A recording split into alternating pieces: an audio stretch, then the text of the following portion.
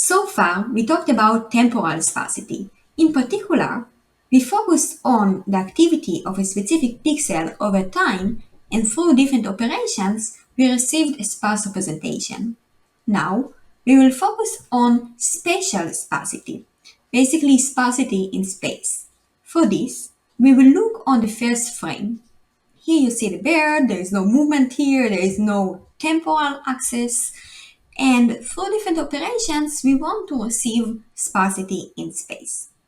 So far, we looked on an operator called ReLU, or it is some form of soft thresholding. Now, we want to introduce a new operator called hard thresholding.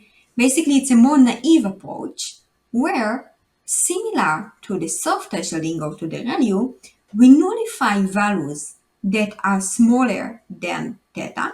Okay, so any value smaller than theta will be set to 0, while values larger than theta will just maintain their original value.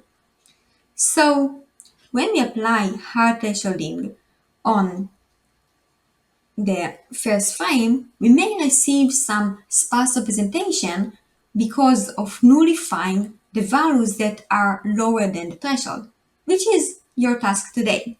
So here, you need to apply hard thresholding on the first frame and return the sparse frame. Then, you can visualize the results through these plotting functions.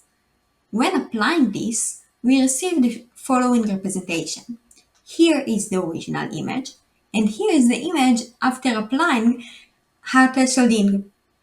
If we explore the distribution or the histogram of the values, you can see that before thresholding we had values from 0 to almost 255, and after applying the hard thresholding, it is very clear that all values that were lower than the threshold were set to 0, while the values that were larger than the threshold maintained their original value. So, good luck!